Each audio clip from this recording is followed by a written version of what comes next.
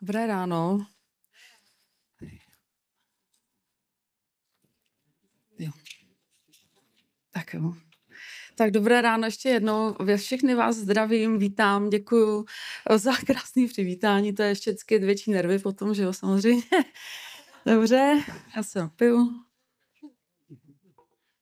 Tak, stále to ještě není taková ta dávačka, jakože prostě člověk přijde, že jo, suverénně, tohle to všechno v pohodě, dobrý. Ne.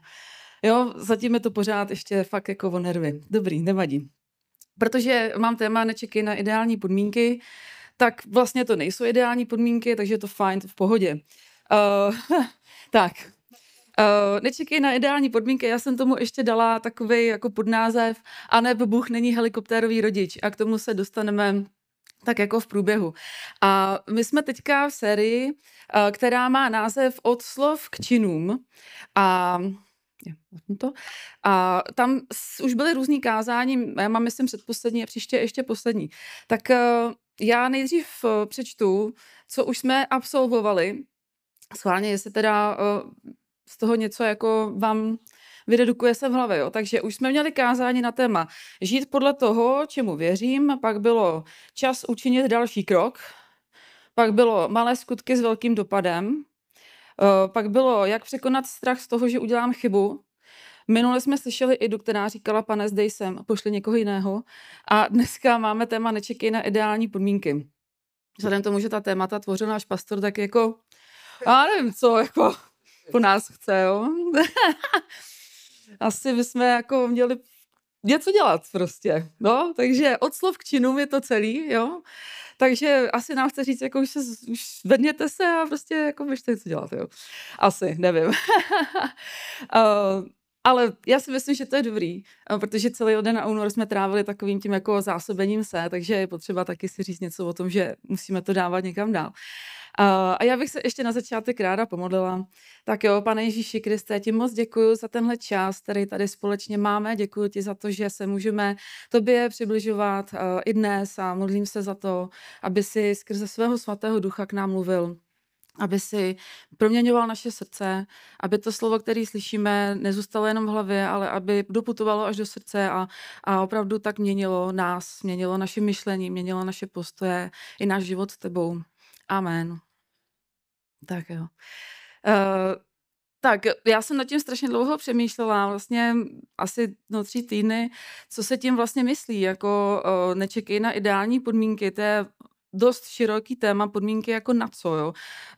O co tady jde, prostě ideální podmínky k čemu, jo, a každý z nás si asi tam může představit spoustu jako různých věcí svých, kdy prostě nemáme ideální podmínky v něčem a vlastně se tím necháme jako trošku zastavit, třeba zastrašit a někdy i na dlouhou dobu, nebo prostě nemáme ideální podmínky na to, jako nějak budovat svůj vztah s Bohem třeba, protože máme strašně moc práce a tak dále. Je to jako různý, jo, takže ideální podmínky na co, tak nějak v průběhu asi si to každý sám nějak jako usadíme. Každopádně já jsem se zaměřila na to prostě jako třeba vstoupit do něčeho, co Pán Bůh pro nás má a co není úplně jednoduchý. Protože myslím si, že každý z nás už taky tušíme, že život s Bohem není vždycky jednoduchý, že nám to nikde Pán Bůh ani neslibuje, že to bude jednoduchý. A nám neslibuje úplně takový ty ideální podmínky nikdy. Takže je to v něčem trošku jiném, než v tom, že bychom měli ideální stav. Vzala jsem si 2 příběhy z Bible. Jeden příběh je takovej ten, kdy se na ideální podmínky nečekalo a kdy se do toho muselo jít. Ono se do toho jako muselo jít, jo, nebylo zbytí, ale prostě přesto do toho ta holka šla. Takže máme tady příběh z Lukáše, 2. kapitola, 1. až 7. verš. Já ten příběh přečtu, určitě vám všem je známý. Takže v těch dnech vydal Cezar Augustus nařízení, aby v celé říši proběhlo sčítání lidu. Toto sčítání proběhlo předtím, než se Quirinius stal správcem Sýrie. Všichni se tedy šli zapsat, každý do svého města. Také Josef se vydal z galilejského města Nazareta do Judska, do města Davidova zvaného Betlém, protože byl z domu a rodu Davidova. aby se nechal zapsat se svou snoubenkou Marií, která byla těhotná. No už to byl problém, teda už to nebyla ideální podmínka. Byla snoubenka a byla těhotná, myslím, že s tím měli dost velký potíže. A když tam byli, tak Marii se naplnil čas k porodu a porodila svého prvorozeného syna. Zavinula ho do plenek, žádná sestřička zdravotní, ona sama, zavinula ho do plenek a položila do jeslí, protože v hostinci pro ně nebylo místo. Tak. Tohle opravdu, tady je fotka Betléma za dnešní době v noci, takže jenom tak jako trošku malinký obrázek, jak to tam vypadá třeba v noci, protože tak nějak to mohlo třeba být i tehdy. Ale tohle to fakt nebyly ideální podmínky a bylo to špatné načasování prostě. Podle nás, podle našeho měřítka, to prostě bylo špatné načasování.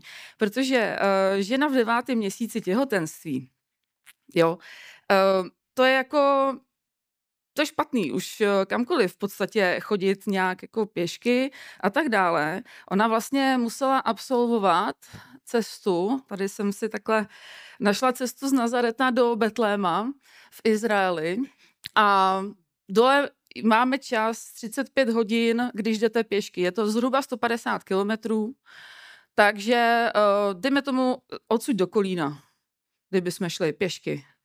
Jo? V 9. měsíci těhotenství, takže si to představíme, 9. měsíc, každou chvíli to má přijít prostě. Není to ideální stav. Není. Jo? Teď jako to trvalo asi možná týden třeba, než tam došli, protože jeli na oslátku, že jo, neměli auto, takže měli s sebou oslátko, teď prostě tam došli. Už to si myslím, že fakt jako mazec a do toho vlastně tam přišli a neměli kde být. Tak si to zkusme jako v obraze představit, že fakt přijdeme v tom stavu, jdeme rodit a vlastně nemáme ani ten dům a rodíme ve chlívě. Jo? Ono se to tak jako hezky představuje o Vánocích, že jo, ve chlívě je zulátko, se nám narodilo, panenka Mária ho zavinula v jesličkách a tak dále, ale prostě prožívat to, když si to jako fakt představíme, to prožít prostě, tohle to není ideální stav. Jo. Porodit ve chlívě mezi zvířatama, vlastně hygienické podmínky a tak dále. Já nevím, jestli některá z maminek, která třeba už má dospělou dceru, by takhle nechala tohle absolvovat. Jestli představíte, jako jo, že a Petra třeba, nebo moje mamka, že jako jo, jasně, Mari, běž, dobrý, tam někde porodíš, nebo Veru, jasně, jo, prostě myslím si, že tady bychom jako rodiče trošku i opečovávali a říkají, neblbni, Josefe, prosím tě, jako, tak počkejte, až se to narodí a pak půjdete, nebo něco. No ale prostě šli, no. Takže já si myslím, že si dokážeme asi představit tu situaci a tady z toho už jakoby vyplývá první věc, že Pán Bůh nám nikdy vlastně neříká, když vstupujeme do nějakých věcí, které nám dává, aby jsme dělali, že to bude jednoduchý. Že to bude prostě umetený ta cestička, že jako počká, až porodíme doma a pak s tím miminkem teda, jo, půjdeme do toho Betléma a tak dále, ne. Jo, protože muselo se naplnit písmo, muselo se naplnit to, že Ježíš Kristus se narodí v tom Betlémě, že tam to bude prostě, ale to znamenalo něco pro tu Marii, která to musela absolvovat, jo. Takže boží načasování se nám někdy může být strašně nelogický, strašně jako a jeho podmínky. A jeho podmínky často nejsou vůbec ideální pro nás. A někdy si prostě jako říkáme, že teď ne, protože teď fakt jako na to nemám, teď na to není ten čas a tak dále. Ale ono to může být někdy těžký, jakoby podřídit se těm božím podmínkám. Marii teda jako asi nic jiného úplně nezbývalo. Ale hlavně myslím si, že další věc, která třeba pro nás z tohohle plyne, někdy my bychom jako chtěli čekat na to, až budeme na všechno připravený. Až prostě budeme hotoví, až jako to bude dobrý a jdeme do toho potom. Taková ta jistota, že teď to zvládnu, prostě teď to bude fajn. Jo? Ale myslím si, že nikdo není připravený na to rodit ve chlívě. Jo? Takže občas, někdy v našem životě, někomu víc, třeba někomu míň, se dějou i takovéhle věci, které si někdy říkáme, že to by přece být nemělo, když jsem křesťan. Ale opravdu Pán Bůh nám tohle nikdy neslibuje. No.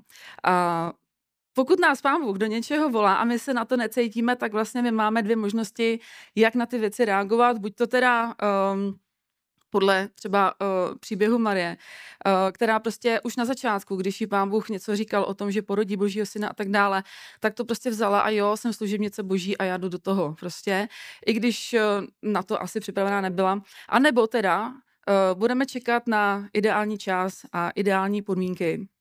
A to je ten druhý příběh, který tady mám, což je příběh izraelského národa.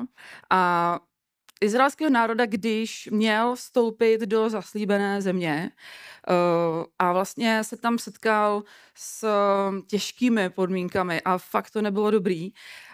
Trošičku jenom převyprávím. Izraelský národ po nějakém době, který strávil v Egyptě, vyšel z toho Egypta, Pán Bůh ho jako vyvedl a tak dále, přivedl ho na poušť, tam mu dal desatero, nějaký zákon a tak dále a měli dojít do slíbené země a ta cesta měla trvat asi rok, dejme tomu. Jo? Od toho výjití z Egypta po začít dobývat si tu zaslíbenou zem. Takže oni vlastně šli tou pouští, dostali ty zákony a tak dále, udělali si svatostánek, prostě všechny tyhle věci a došli na hranice zaslíbené země. Vyslali 12 lidí na průzkum, aby šli a prozkoumali tu zemi. Jak to tam vypadá, kdo tam bydlí, jaký města tam jsou, jaký tam pěstují věci a tak dále. 12 se vrátilo, 2 byli nadšený a 10 jich říkalo, jo, jako je to sice dobrý, je tam fakt krásně, je to úžasná země, roste tam nádherný ovoce, zelenina a tak dále, fakt jako skvělá země, ale a teďka tam přišlo, že tam jsou opevněná města, že tam jsou nějaký obři a tak dále. My si to přečteme, to je ten druhý text, takže v 5. Mojžíšově se píše v 1. kapitole 24 až 28. Když prozkoumali zem, tak vzali sebou něco z jejího ovoce a přinesli je nám. Poté nám podali zprávu. Země, kterou nám Hospodin, náš Bůh dává, je dobrá. Vy jste však nebyli ochotní vydat se vzhůru a vzepřeli jste se příkazu Hospodina svého Boha. Začali jste ve svých stanech reptat, jako stěžovat si. Hospodin nás vyvedl z Egypta, protože nás nenáviděl. Vydal nás do rukou Emorejců, aby nás vyhladil. Kam to jdeme? Naši bratři nás připravili o odvahu, když řekli, ten lid je silnější a vyšší než my. Města jsou veliká a opevněná až k nebi.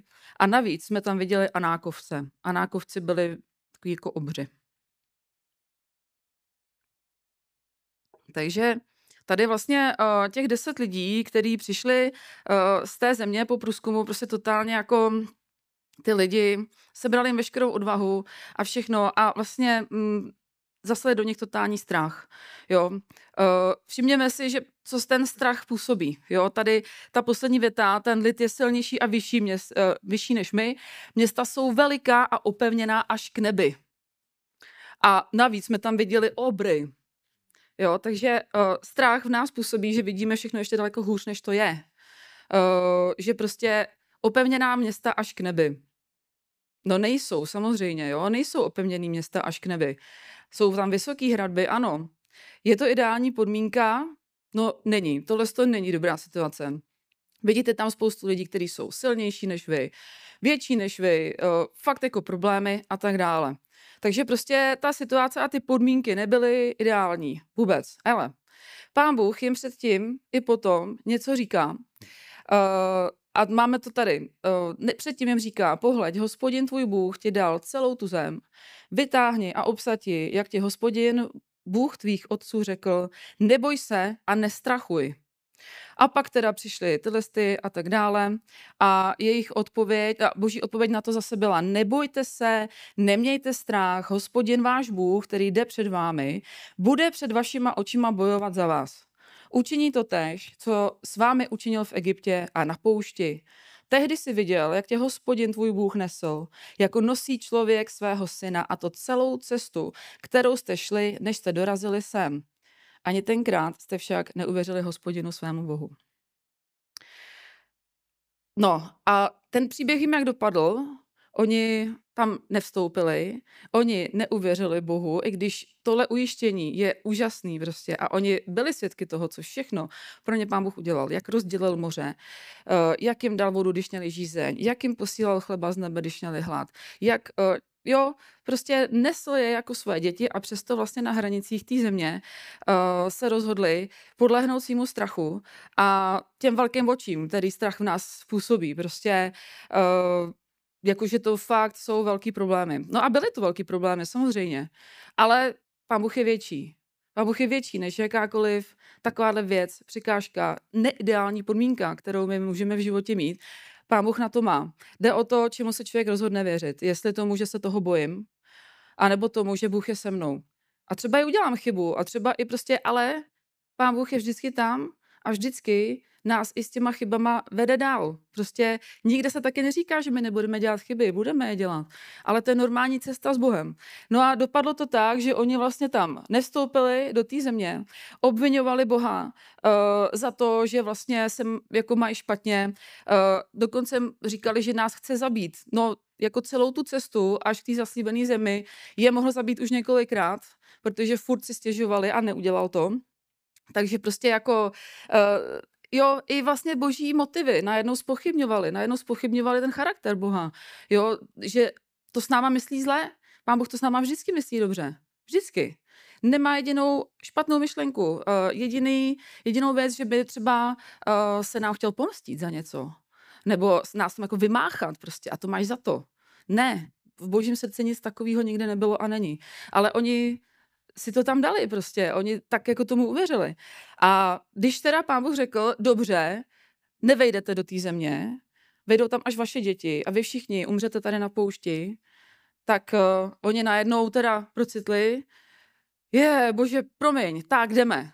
Šli bojovat bez Boha, Pán Bůh jim řekl, že s nima nebude, oni šli bez něho a dopadlo to špatně, samozřejmě. Jo? Je strašně velký rozdíl, když to děláme s Bohem, anebo bez Boha. Tam je to je vlastně ono.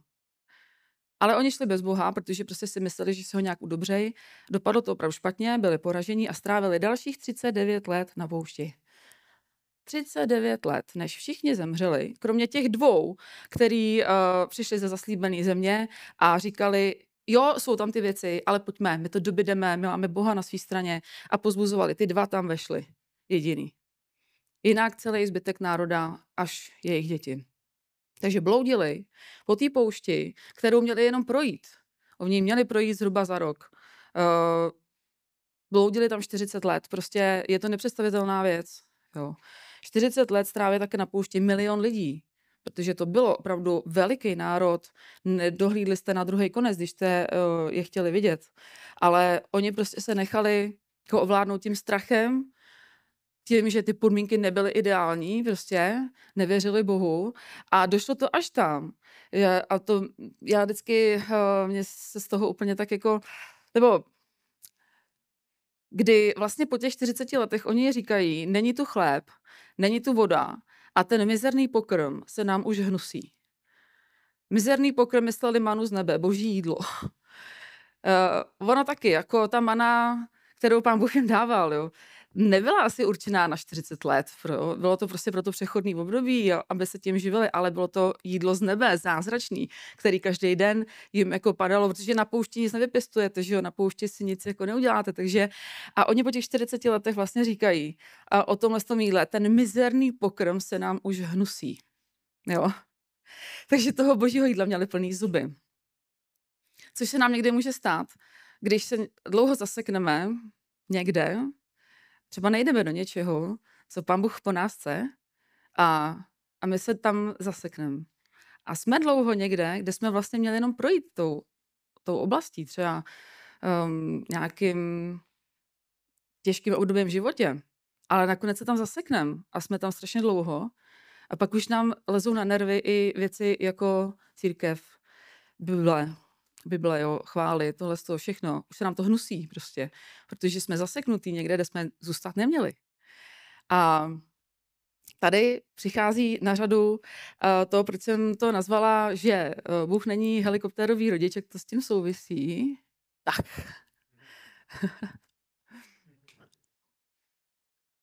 Asi znáte možná ten pojem helikoptérový rodič, nevím. Vysvětlím. To je takový pojem v dnešní době a je to prostě o takových těch rodičích, kteří se přehnaně starají o svoje děti. Ale úplně jako nadmíru, jo. Že když si představíte, buď to my můžeme také kroužit kolem těch dětí jako ty helikoptéry, jo, prostě a furt je jako ve všem hlídat, ve všem jim pomáhat a tak dále, nebo prostě to dítě, to tělo a my jsme ta vrtule, která nad ním lítá a jako vznáší ho a tak. Oboje je to možný a jsou to vlastně rodiče, kteří nenechají to dítě dělat nic, cokoliv samo, jo. Neustále za svoje děti rozhodují všechno. Dělají třeba za ně úkoly do školy. Nepustí je samotný do obchodu už třeba v nějakém věku, když už by na to jako měli věk a oni sami chtějí, ale prostě ne, mohlo by se ti něco stát. Hned volají do školy třeba, když se něco vyskytne. Já jsem dostal ráno od toho a už jdou do té školy a řeší prostě, jakože paní učitelko, jak to, že jste nechala, jo, a tak dále, budeme si stěžovat. A tak dál. Třeba vyřizují jim zvýšení platu v práci až. Ty helikopteroví rodiče to můžou mít až do dospělosti, jo. Tady máme další obrázek k tomu. Tam se píše, a jsou 2 rodiče a přivádí do práce svého syna.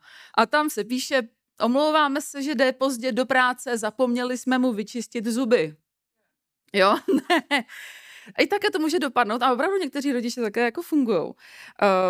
A vlastně nejhorší je, že dělají za ty děti všechno, co by už oni mohli jako sami dělat. Ale prostě oni to nedovolí, jo, takže prostě nožem si něco nakrájet, ne, pořežeš se, prostě tamhle něco vysát, vytřít a tak dále, pomoct doma, ne, jo, mohlo by se ti něco stát a tak dále. Má to ale velký dopady na ty děti a hodně negativní. Já to přečtu, takže negativní dopady na děti to má v tomhle smyslu. Nedostatečný vývoj a zrání mozku, problém zvládat emoce, neschopnost dělat vlastní rozhodnutí, nízké sebevědomí a sebeúcta, protože děti si nevěří, že něco dokážou. Pocit neschopnosti a neužitečnosti, nevyvinutá schopnost zvládat složité situace a nestále duševní zdraví a zvýšené riziko vzniku depresí a úzkostí. Tohle se stává, když to dítě má rodiče tohohle typu, který ho nenechá si nabít koleno, nenechá ho prostě, jo, já ti říkám, že spadneš a ono jde stejně a spadne a musíme ho nechat. Ale když jsou rodiče, kteří prostě tohle to nedopustí a vždycky ho zachrání, ono se nenaučí to dítě samo potom fungovat a nenaučí se věci a není si vůbec jako jistý samo sebou. A opravdu upadají ty děti do deprese a úzkostí, protože vlastně nic nezvládnou, protože jsou k ničemu, protože za ně všechno musí dělat rodiče. A já mám pocit někdy, že my bychom jako rádi, aby Pán Bůh za nás vždycky všecko tak jako umet prostě, nebo vyřešil. Asi je to daný i tím, že ze začátku, když jsme uvěřili, tak to tak bylo a ono to tak skutečně jako je, protože Pán Bůh je náš táta a my jsme jeho děti. A my rosteme a když prostě uvěříme a když k němu poprvé přijdeme, tak jsme jako ty miminka. A miminka rodič obletuje, že jo, a stará se o ně a všecko dělá prostě a je to úžasný a tak dále. Ale my nemůžeme zůstat duchovní miminka pořád. Nemůžeme být v tomhle věku a potřebujeme růst. A vlastně božím záměrem pro nás je, aby jsme rostli, aby jsme dospívali ve víře, aby jsme dospívali v poznání třeba Boha a tak dále. A ona ta rodičovská péče se v každém věku liší a stejně tak i ta boží péče o nás se liší podle toho, jak rosteme ve víře a jak vlastně jako jsme s ním a vlastně nás Pán Bůh třeba na začátku, když si vzpomínáte, když jste uvěřili, jak to bylo úžasný, jak jste ho slyšeli, jak to bylo prostě skvělý, jak jste jako všechno proplouvali a najednou po 10 letech už to jako nevidíte, nevnímáte a tak dále a už je to víc takový jiný a teď máme pocit, že je to špatně a že prostě třeba Pán Bůh už jako ztratil, já nevím, jestli zájem nebo něco, nebo prostě třeba my děláme něco špatně. A tady vlastně nastává, začínáme z toho pak být třeba zmatení a máme takovou tu otázku, proč, jo, proč se mi to děje, bože proč. Najednou ty podmínky opravdu ideální často nejsou, život je těžký, musíme čelit různým věcem a tak dále. A tady na to mám jedno takový videíčko, takže doufám, že... Why? Hey, why? Oh, that's why. Tak. To byl Sheldon z teorie velkého třesku. A často vlastně my máme tu otázku, proč, bože, proč mě necháš se také trápit třeba. Proč? A jsou to někdy věci, že se jako modlíme a nevyslyšený modlitby často třeba. Se modlíme za něco a ono to furt nepřichází. A prostě pak máme tu otázku, protože Bůh je mocný to udělat, tak proč to neudělá? Proč? Jo? Taky jsem v té situaci byla. Před 2 rokama jsem se nejvíc byla naštvaná na Boha, jako kdy, pač jak jsem nemohla spát, tak asi 5. noc prostě, kdy jsem nezamhouřila ani oko a už jsem fakt jako byla vyřízená. A teď prostě jste před tím Bohem a říkáte, proč? Jako, proč nic neuděláš? Proč mě neuspíš prostě, když můžeš? Proč to neuděláš prostě? A úplně fakt jste, jo, a v tom božím plánu, jo, když byste si to měli přečíst, jako to myslíš vážně? Proč mám tohle prožívat? Co to má za smysl? Po 2 letech, když se dneska podívám zpátky, vidím přesně ten smysl, proč to bylo. Někdy Pán Bůh pro nás zázrak neudělá, protože chce, aby jsme došli někam, aby jsme vyzráli někde, aby jsme se něco naučili. A proto vlastně není ten helikoptérový rodič, protože helikoptérový rodič, co by v tu chvíli udělal? Šup, spí. Jo? Dobrý, modlila ses, spí. OK, ale naučila bych se to, co Pán Bůh chtěl, abych se naučila. Nenaučila prostě. Takže spoustu věcí, které my prožíváme a jsou těžký, jsou někdy dobře, že je prožíváme, protože nás posouvají ve víře dál, protože prostě Pán Bůh na nás pracuje. Možná, když prožíváme takové období, je prostě dobrý ptát se, co mě tím chceš, Bože, naučit. Je něco, co nevidím a ty mě to chceš naučit. Protože někdy, když my se zasekneme na té otázce proč, tak můžeme zůstat na té poušti díl, než jsme tam měli být, protože prostě proč? Bože, proč? Jo? Ty jsi přece mocnej, tak proč to neuděláš? Jo? Ale on nás třeba něco chce naučit a dokud se to nenaučíme, tak tam budeme. Tak prostě, jo, je to takový, že v tomhle případě tady Pán Bůh neobíhá jako helikoptéra, aby to všechno, jo, protože prostě má vyšší věci a vyšší cíle pro nás. Vyšší věci, které se můžeme naučit a můžeme vyrůst ve svém životě s Bohem. Takže to jsou třeba první ideální podmínky, kterými si představujeme, jako vyslyšený modlitby. Jo? Že prostě dokud Pán Bůh nevyslyší ty modlitby, já to nepůjdu. Já jsem se modlila a když prostě ne, tak smůla. Ne, nejdu do toho.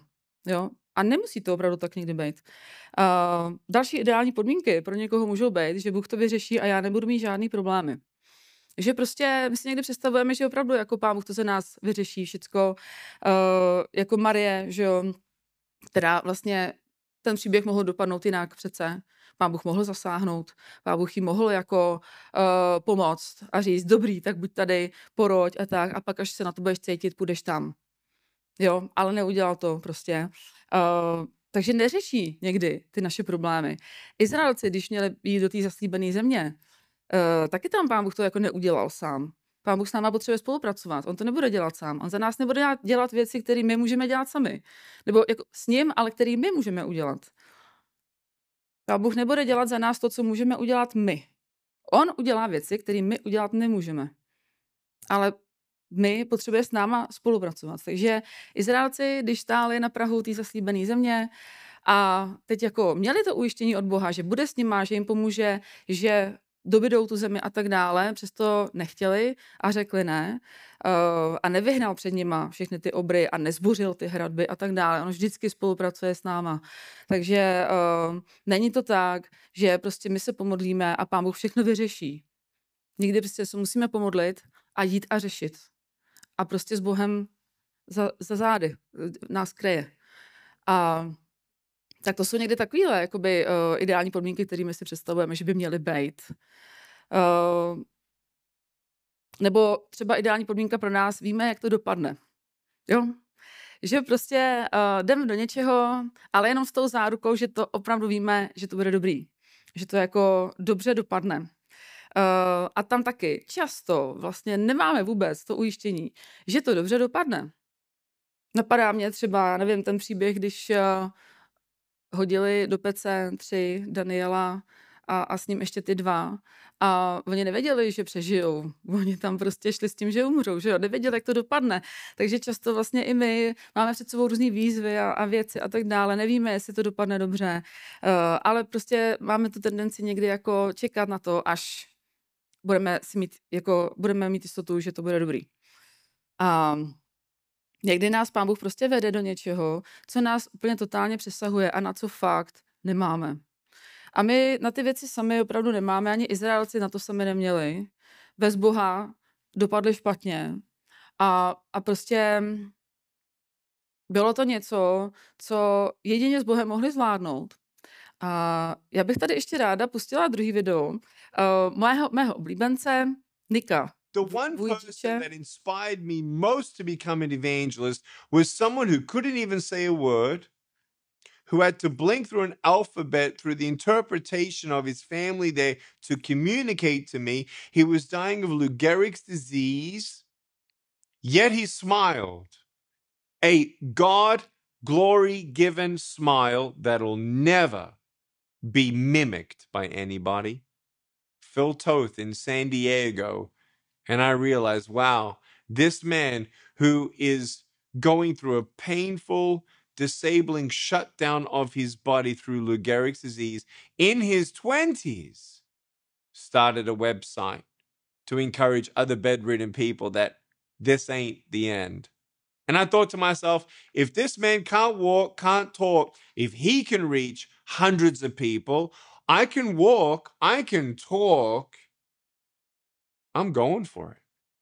That was the moment, July 2002, that I realized when you put a G-O in front of the word disabled, it spells God is able to do what? To do exceedingly abundantly more than you can ever ask, imagine, or attain. Yes. Tak. Tohle je člověk, který nemá ruce ani nohy. Opravdu má jenom jednu takovou ťapku. Když káže, tak se pohybuje po stole. Prostě má opravdu jenom jako obličej a tu jednu ťapu a tak prostě jako chodí. Ale to, co on káže a říká, to je prostě neuvěřitelný. Jo. A člověk by si řekl, on teda má doma připravený pár bod, kdyby jako Pán Bůh se rozhodl mu ty ruce a nohy dát. Tak prostě má je doma. Jo, a modlil se za zázrak, aby ho Pán Bůh uzdravil, aby mu dal ruce a nohy a tak dál. A vlastně tohle vůbec nejsou ideální podmínky jako pro člověka na jednu stranu. Jo, můžeme si říct prostě, ten člověk, on v 10 letech vlastně chtěl spáchat sebevraždu, protože prostě vnímal, že je přítěž pro své rodiče a tak dále. A Pán Bůh ho zastavil a vlastně potom se z něj stal jeden z největších evangelistů dnešní doby. A je to prostě opravdu jako inspirativní člověk, ale zase jako tady vždycky jde o to, on tam říkal, je to tam sice anglicky, protože ono to česky nejde jako udělat, když dáte před slovo nemožný slovíčko go, jako jdi, tak se z toho stane, že s Bohem je všechno možný. Prostě, když jsi s Bohem, tak můžeš. A můžeš dělat různé věci. Můžeš dělat prostě to, pro co tě Pán Bůh povolal. Důležitý ale je, tohleto, důležitý je, aby jsme opravdu to dělali s Bohem. Protože bez něho dopadneme jak ty Izraelci, kteří nakonec chtěli jít a dobít tu zem bez Boha a byli poraženi. To je ta jediná ideální podmínka, kterou my potřebujeme a všechno ostatní nehraje vůbec roli. Prostě pak už ty ostatní podmínky jsou jedno. Ale to, co my jako nemůžeme ignorovat, je Boží blízkost a modlit se a číst Bibli. To jsou dvě věci, které my potřebujeme, aby jsme mohli dělat všechno to ostatní, pro co nás Pán Bůh volá. A já tam ještě potřebuji tak. Mám tady takový 2 verše na závěr taky z té 5. Mojžíšovy, kde už je to ke konci, když už má vstoupit nová generace do té zaslíbené země. A Pán Bůh jim říká nejdřív všem, buďte silní a stateční, nebojte se jich ani nelekejte, sám Hospodin váš Bůh jde přece s vámi. On vás neopustí ani nenechá. A potom Jozuovi říká, nástupci vlastně Mojžíše říká, sám Hospodin jde před tebou, on sám bude s tebou, on tě neopustí ani nenechá, neboj se a nestrachuj. A to říká nám, a to je slovo pro nás, že buďme silní, buďme stateční v Bohu. S Bohem můžeme zvládnout opravdu všechno. A jsou to někdy věci, které nás hodně přesahují a vlastně na to ze své vlastní síly ani nemáme. Taky, myslím, Ála třeba teďka možná zažívá něco z toho se svojí prací, kdy se to na ní začíná valit. Jsou to věci, které nás přesahují, ale které potom, když jdeme s Bohem, tak je to přesně to ono. když se potom ohlídneme zpátky, tak víme, že to přesně bylo to, co jsme měli udělat. A podmínky nejsou ideální.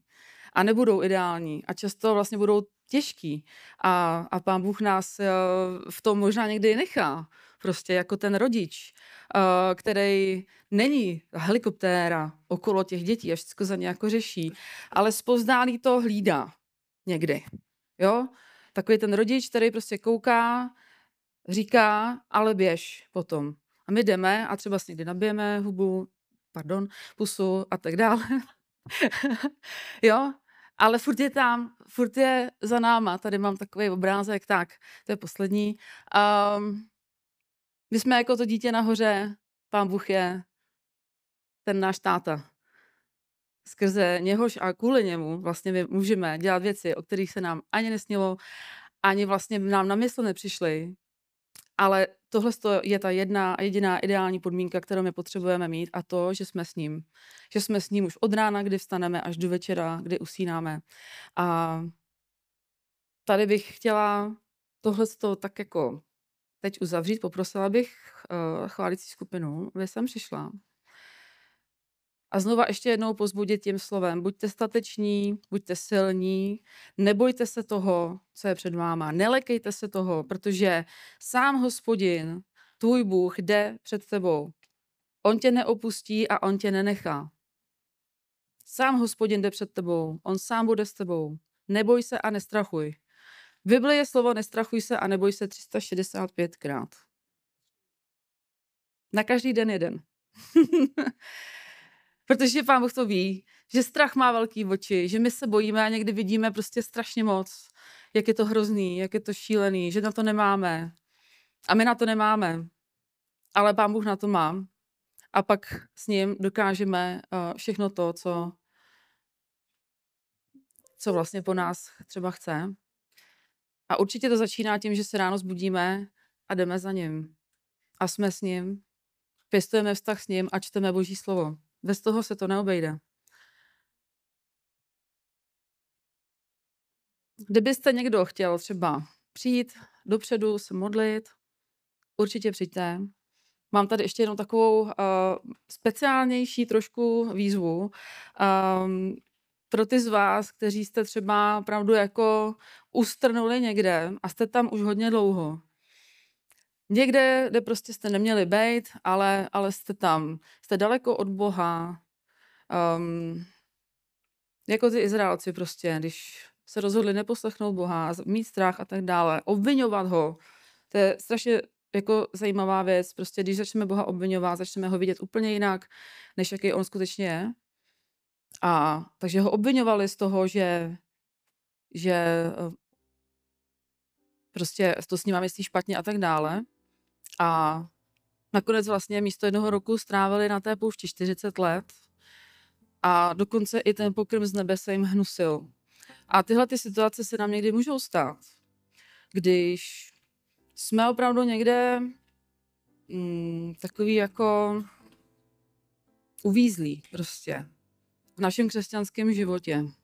A fakt už se nám hnusí i to Boží slovo, i ta církev, i to všechno okolo a tak dále. Ďábel má různé cesty, jak nás jako navrtat v hlavě, že tohle je blbost, že Bůh to s náma nemyslí dobře, že Bůh se o tebe nezajímá a tak dále. Ale já bych chtěla tady říct jednu věc, abyste nečekali na to, že Pán Bůh teďka jako udělá nějaký zázrak nebo něco, že vás znova jako přitáhne a tak dále. Ale abyste vy sami šli do toho, že znovu nastartujete svůj vztah s Bohem. A ono to jde, ale člověk opravdu jako musí zatím jít a musí to chtít nějakým způsobem. Vy možná ještě ve svém srdci trošku tam vnímáte, že je to pravda, že Bůh je pravda, že to všechno, jako co se tady říká, je pravda, ale to všechno okolo, co se vás děje, tak prostě křičí, že ne, že to pravda není, že Bůh to celý Bůh je blbost a tak dále, ale možná někde ještě vevnitř tam kousek tohohle z toho je, že Bůh je pravda. Snažte se obklopit se lidma, kterých víra se vám líbí a který vás inspirují k tomu, abyste šli za Bohem, abyste znovu nastartovali tu svoji víru. Nečekejte na ty ideální podmínky v tom smyslu, že teď tady na schromku Pán Bůh přijde prostě a sešle ten oheň a znovu v nás probudí ten oheň a tak dále. Někdy to prostě musíme udělat sami. Že na Boží straně není žádná překážka, tam je všechno. Pán Bůh všechno udělal, my tomu musíme někdy věřit prostě. Víra nemá důkazy, ale prostě někde vevnitř, ve svém srdci to víme, že to tak je, že to přece jenom je pravda. Udělejte proto něco, abyste se z toho dostali. Udělejte proto něco. Udělejte ten krok. Přibližte se k Bohu a přiblíží se k vám. Tak, jestli se můžeme společně modlit, a kdyby někdo chtěl, klidně přijďte dopředu, můžeme se potom společně modlit. Pane Ježíši Kriste, ti děkuju za to, že jsi nám blízko, že díky tvojí oběti na kříži, Pane, ti můžeme být blízko, že ty jsi tady, že nás vedeš, že nás máš na svých ramenou, jako jsme to viděli na tom posledním obrázku, že jsi náš táta, že jsi náš otec, ale že nejsi ten, který za nás řeší všechny možné problémy, ale jsi ten, který nás vysílá, aby jsme je s tvojí pomocí řešili my. Děkuji ti, Pane Ježíši, za to a chci se teď modlit za všechny lidi, kteří tebe znali a dřív měli dobrý vztah s tebou a byli nadšení. A to se vytratilo, obklopili se lidma, který prostě zabíjí tebe a tvoje myšlenky. Modlím se za to, aby si jim pomohl udělat ten krok k tobě zpátky. Pane Ježíši. Pomoz nám, Pane Ježíši, aby jsme vstupovali do věcí, které nás přesahují, ale které jsou od tebe. A hlavně nedělat to sami ze svojí vlastní síly, ale vždycky s tebou. Haleluja. Amen.